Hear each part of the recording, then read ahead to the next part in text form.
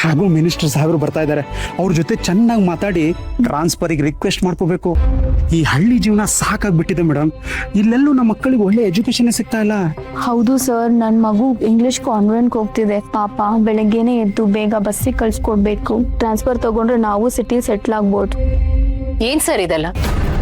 ಈ ಮಕ್ಕಳಿಗೆ ಪಾಠ ಹೇಳ್ಕೊಡ್ಬೇಕಾದವರು ನೀವು ಕಲಿಸೋ ಪಾಠದ ಬಗ್ಗೆ ನಿಮ್ಗೆ ನಂಬಿಕೆ ಇಲ್ವಾ? ಕನ್ನಡ ಶಾಲೆಯಲ್ಲಿ ಟೀಚರ್ ಆಗಿದ್ಕೊಂಡು ನಿಮ್ ಮಕ್ಕಳನ್ನ ಇಂಗ್ಲಿಷ್ ಶಾಲೆ ಕಳಿಸ್ತಿದ್ದೀನಿ ಅಂತ ಹೇಳ್ತಾ ಇದ್ದೀರಾ. ಅದು ಅಲ್ದೆ ಈ ಹಳ್ಳಿಯಿಂದ ಟ್ರಾನ್ಸ್ಫರ್ ತಗೊಳ್ಬೇಕು ಅಂತ ಹೇಳ್ತಾ ಇದ್ದೀರಾ. ನಿಮ್ ಮಕ್ಳು ಹಾಗೆ ಇವರು ಮಕ್ಕಳೇ ಅಲ್ವಾ? ಇವ್ರ ಭವಿಷ್ಯದ ಬಗ್ಗೆನೂ ಯೋಚನೆ ಮಾಡ್ಬೇಕಲ್ವಾ?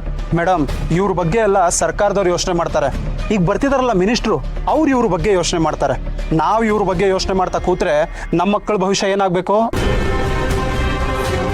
ಅದೇ ಮತ್ತೆ ಸರ್ಕಾರಿ ಶಾಲೆ ಉದ್ಧಾರ ಆಗಲಿ ಅಂತ ಹೇಳೋ ಎಷ್ಟೋ ಜನ ಮಿನಿಸ್ಟ್ರುಗಳು ಅವ್ರ ಮಕ್ಕಳನ್ನ ಸರ್ಕಾರಿ ಶಾಲೆಯಲ್ಲಿ ಓದಿಸ್ತಾರ. ಇದೆಲ್ಲ ಬರೀ ಮಾತಿಗಷ್ಟೇ. ಯಾರೋ ಹಾಗೆ ಮಾಡ್ತಾರೆ ಅಂತ ನಾವು ಹಾಗೆ ಮಾಡೋದಕ್ಕಾಗತ್ತಾ? ಇವತ್ತು ಮಿನಿಸ್ಟರ್ ಶಾಲೆಗೆ ಬರ್ತಿದ್ದಾರೆ, ನೀವು ಶಾಲೆಗಳ ಸಮಸ್ಯೆ ಬಗ್ಗೆ ಅವ್ರ ಹತ್ರ ಮಾತಾಡಿ. ಕನ್ನಡ ಶಾಲೆಗಳನ್ನ ಉಳಿಸ್ಕೊಳ್ಳೋದ್ರ ಬಗ್ಗೆ ಮಾತಾಡಿ. ಅದು ಬಿಟ್ಟು ನಿಮ್ಮ ಸ್ವಾರ್ಥಕ್ಕೋಸ್ಕರ ನಿಮ್ಮ ಟ್ರಾನ್ಸ್ಫರ್ ಬಗ್ಗೆ ಮಾತಾಡಬೇಡಿ. ಮೇಡಮ್, ನೀವು ಮಕ್ಕಳಿಗೆ ಪಾಠ ಮಾಡಿ ಸಾಕು, ದಯವಿಟ್ಟು ನಮಗೆ ಪಾಠ ಮಾಡಕ್ ಬರಬೇಡಿ. ಇಂದೇ ಡೌನ್ಲೋಡ್ ಮಾಡಿ ಮತ್ತು ನಿಮ್ಮ ನೆಚ್ಚಿನ ಶೋಗಳನ್ನು ಆನಂದಿಸಿ.